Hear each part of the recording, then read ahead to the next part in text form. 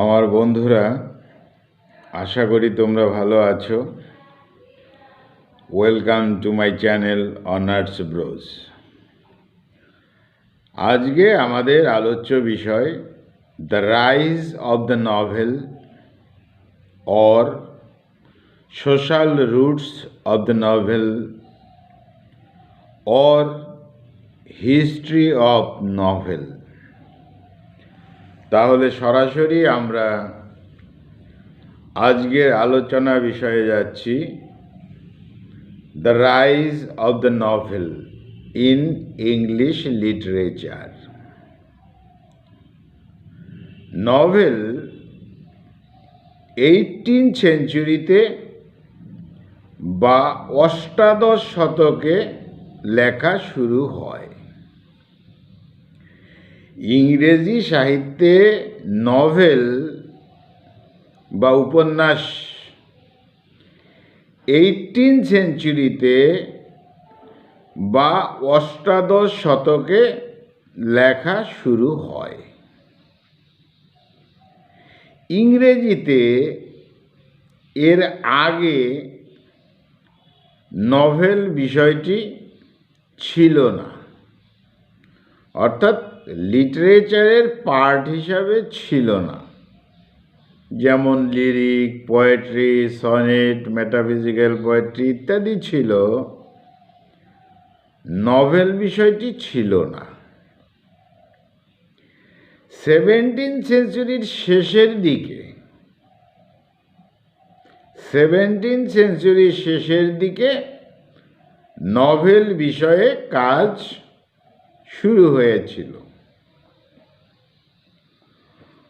কোনো ক্রিটিক্স মনে করেন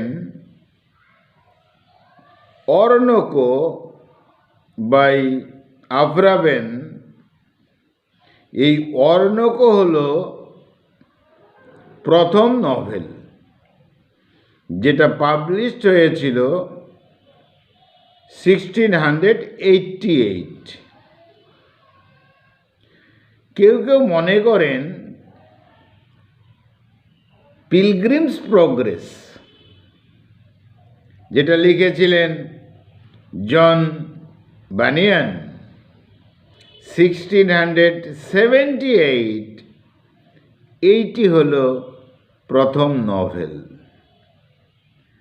তাহলে ক্রিটিক্সদের মধ্যে মতান্তর থাকাই স্বাভাবিক। কোনো ক্রিটিক্স বলছেন অর্ণকো বাই আভ্রাবেন পাবলিশড হয়েছিল 1688, এইটি ছিল প্রথম নভেল।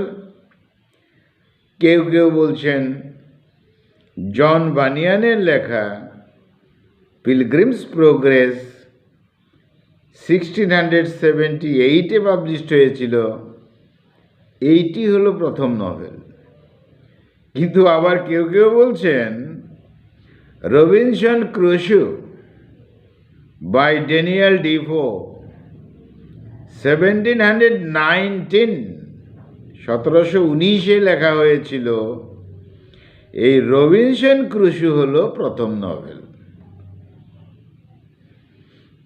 মতান্তর যাই থাকুক না কেন, জেনারেলি ধরা হয় নভেল কিন্তু 18th সেঞ্চুরি বা অষ্টাদশ শতকের সাহিত্যের ফসল।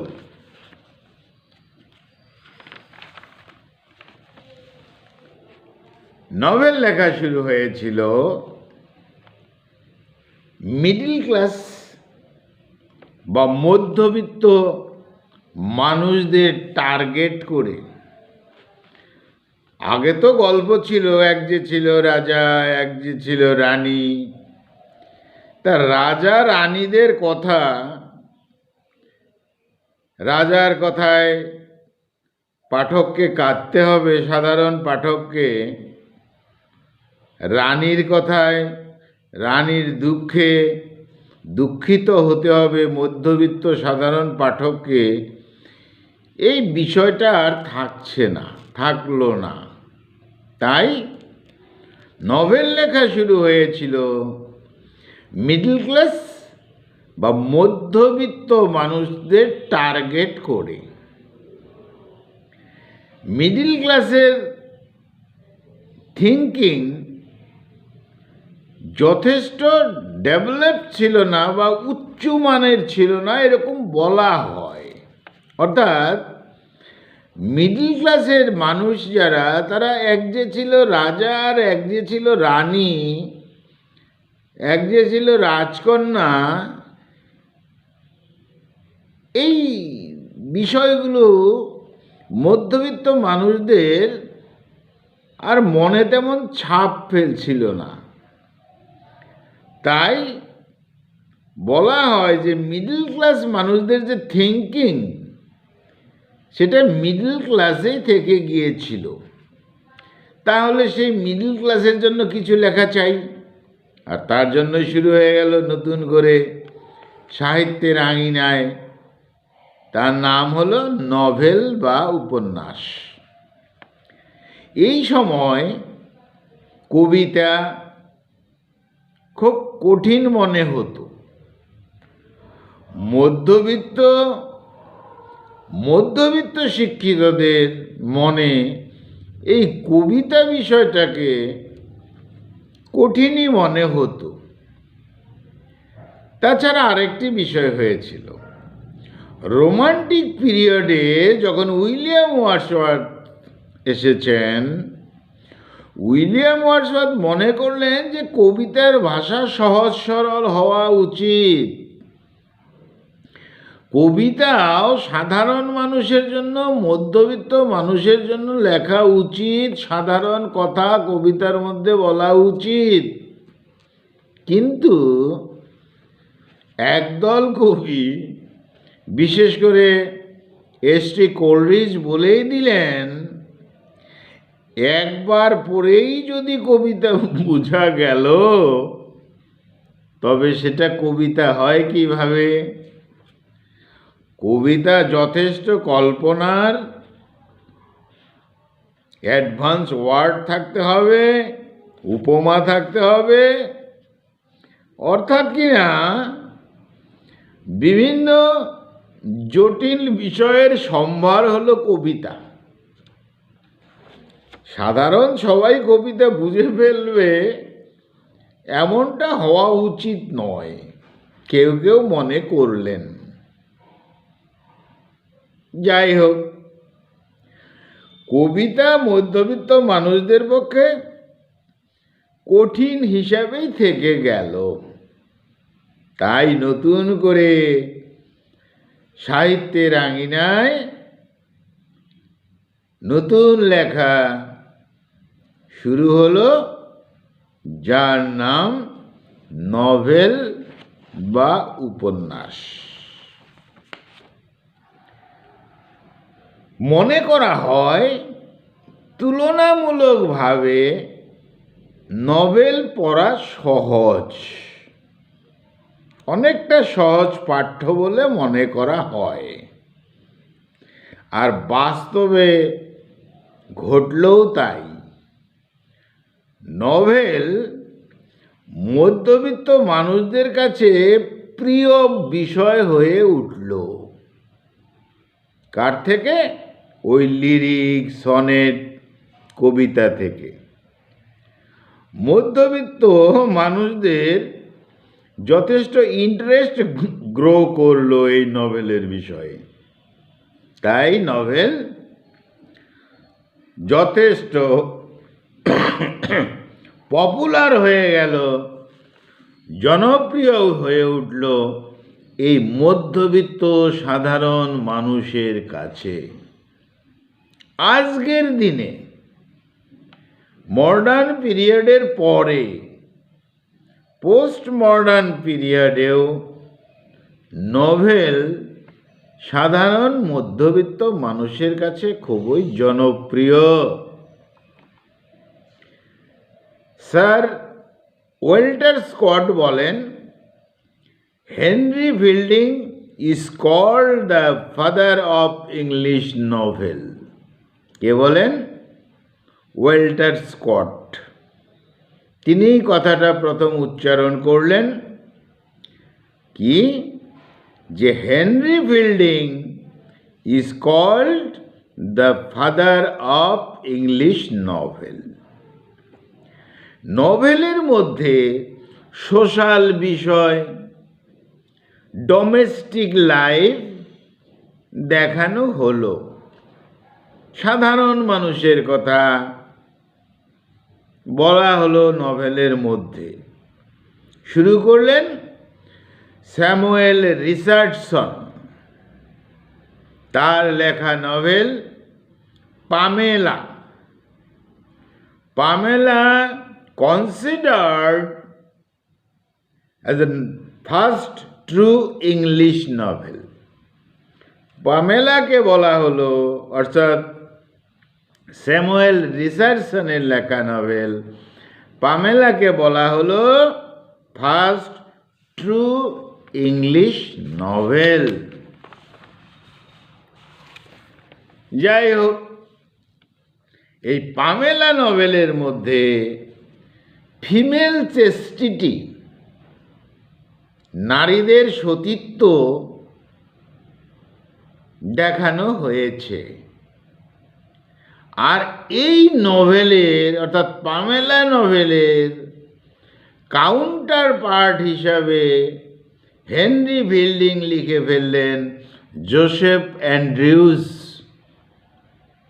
হেনরি ফিল্ডিং লিখলেন, নভেলের নাম জোসেফ অ্যান্ড্রিউস। আর এই জোসেফ অ্যান্ড্রিউসের মধ্যে দেখানো হলো মেল চেস্টিটি, না, পুরুষদের মধ্যেও সততা রয়েছে। যাই হোক, হেনরি ফিল্ডিং মজা করে বলেছিলেন পামেলা নভেলের ভাই হলো নভেল জোসেফ অ্যান্ড্রিউস। যাই হোক, কোনো কোনো বুদ্ধিজীবীরা আবার বলেন, বুদ্ধিজীবীরা একটু বেশিই বলেন, নভেল পড়ে সমাজের যুবক যুবতীদের শুধু সময়ই নষ্ট হচ্ছে বা সময়ই নষ্ট হয়। নভেল কোনো প্রোডাক্টিভ বিষয় নয়। কাদের কথা? বুদ্ধিজীবীদের কথা। এদের আবার মাথার মধ্যে বুদ্ধির ফার্মেসি, ডিসপেন্সারি, কারখানা, ইন্ডাস্ট্রি থাকে, তাই তারা বিভিন্ন কথা একটু বলেন, অতিরঞ্জিত অনেক সময় বলেন। আমরা যারা সাধারণ মানুষ, সেটা আবার অনেক সময় কেমন যেন আমাদের লাগে কথাগুলো। যাই হোক, আমরা বুদ্ধিজীবীও নই। আমরা বলছি, অর্থাৎ সাধারণ মানুষ বলছে যে না, নভেল মধ্যবিত্ত সাধারণ মানুষদের তাদের নিজের কথা বলেছে, তাই নভেল সাধারণ মানুষের কাছে ভালো। বুদ্ধিজীবীরা যাই বলে বলুক, ওদের কাজ বলা, ওরা বলে যান। যাই হোক, 18th সেঞ্চুরির নভেলে রিয়ালিজম ছিল, রিয়ালিজম, বাস্তবতা ছিল।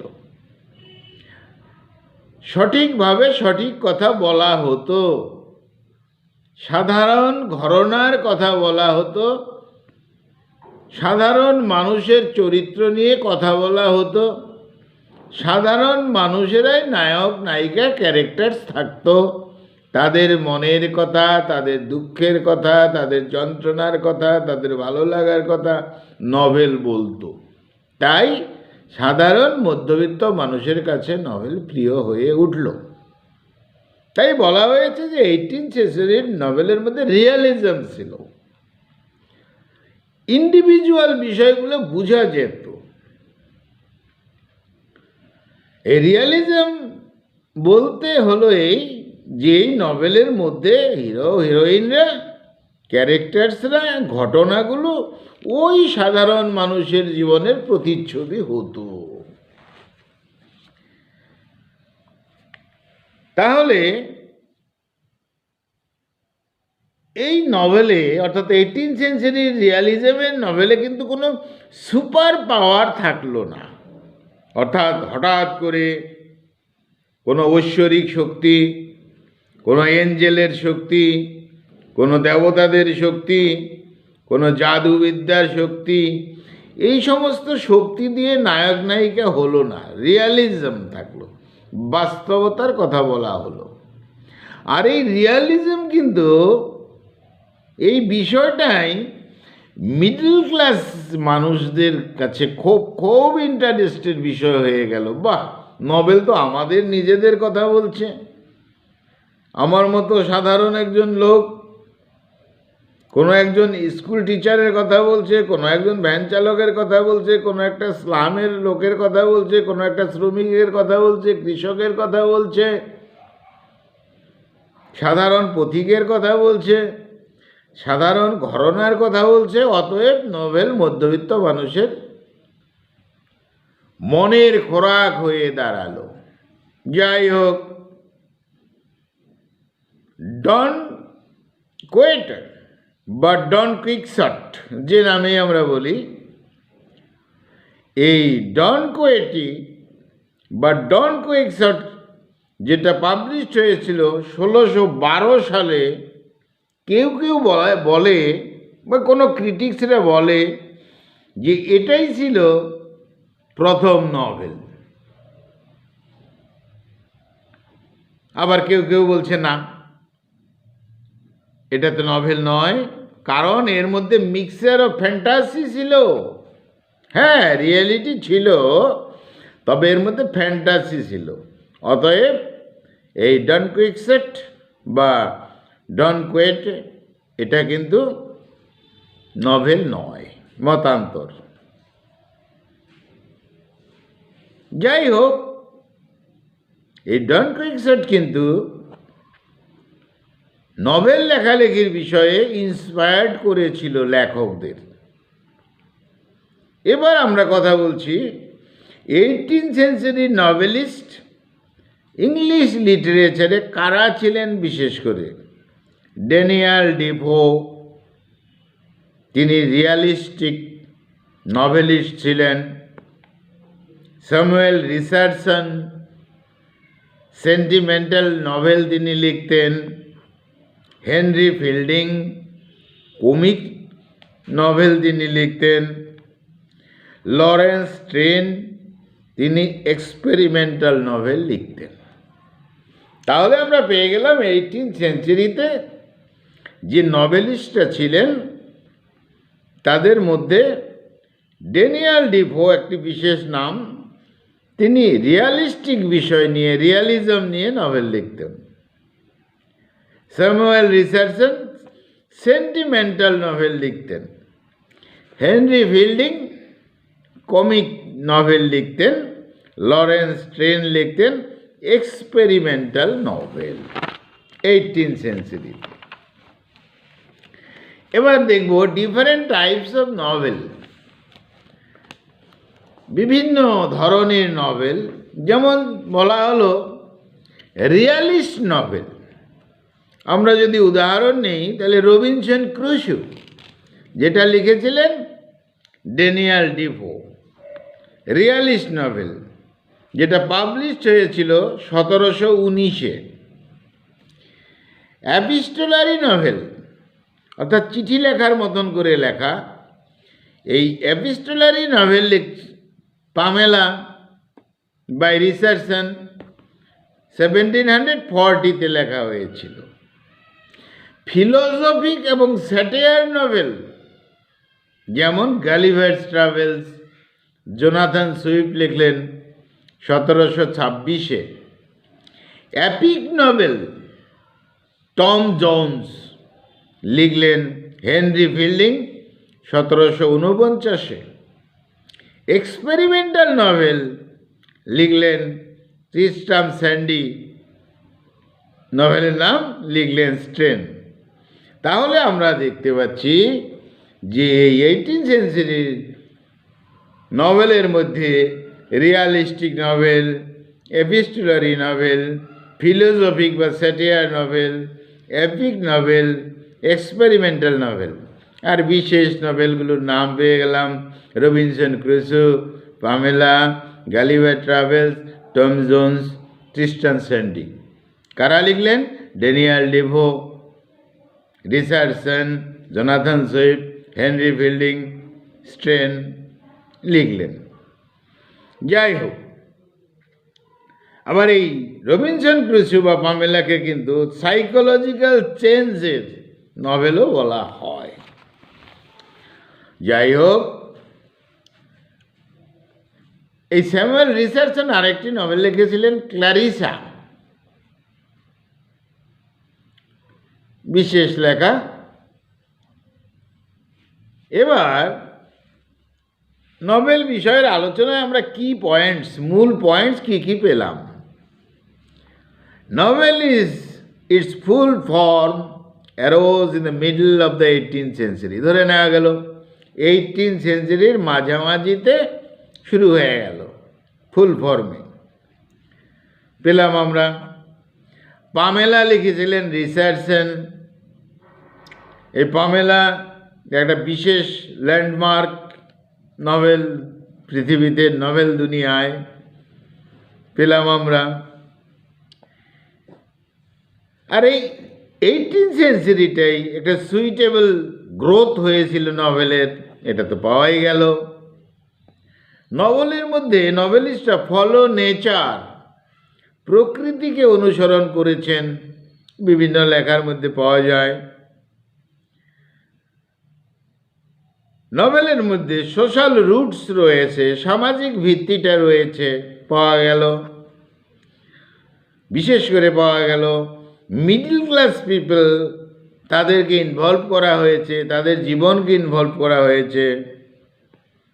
আর প্রবলেমস অফ মিডল ক্লাস পিপলের এক্সিবিটেড করা হয়েছে। মিডল ক্লাস পিপলের যে সমস্যা নভেলের মধ্যে তা প্রদর্শন করা হয়েছে। তাহলে মিডল ক্লাস পিপলের আইডিয়ালস, তাদের আদর্শ, তাদের সেন্সিবিলিটি, এইসব প্রকাশ করা হয়েছে। স্পেনে একটা নতুন করে নভেল, পিকারেস্কিউ নভেল তৈরি হয়েছিল, যদিও সেটার আলাদা একটা পার্ট, কিন্তু এটা স্পেনের কথা আমরা উল্লেখ করতে পারি। তাহলে নভেলের মধ্যে সোশ্যাল প্রবলেমসগুলো থাকতো, সোশ্যাল প্রবলেম, সামাজিক প্রবলেমগুলো তুলে ধরা হতো। ইন্ডাস্ট্রিয়াল ওয়ার্কার্সদের প্রবলেম, সাধারণ মানুষ, স্লাম পিপল, বস্তির লোকের কথা, চাইল্ড লেবারের কথা, স্ট্রিট বেগার্সদের কথা, স্কুল টিচার্সদের কথা, এরাই ঘুরে ফিরে ক্যারেক্টার্স থাকতো। যাই হোক, আমরা দেখব ডিকেন্সের কিছু লেখা। তিনি নভেল লিখেছেন, Oliver twist, hard Times, black house. D.H. Lawrence লিখেছেন, E.M. ফ্রস্টার লিখেছেন, মডার্ন নভেলিস্ট তারা। যাই হোক, আমরা মডার্ন পিরিয়ডের নভেলিস্টদের কথা বলতে পারি, Thomas Hardy, Henry James, Joseph Conrad, Virginia Woolf, William Golding. কারণ মডার্ন পিরিয়ডকেও এক অর্থে নভেলের পিরিয়ড বলা হয়। তাহলে এই ছিল আমাদের আজকের আলোচনার বিষয়, the rise of the novel or social roots of the novel or history of novel. বন্ধুরা ভালো থেকো, আমার চ্যানেলটা সাবস্ক্রাইব করো, খুব ভালো থাকো। Thank you.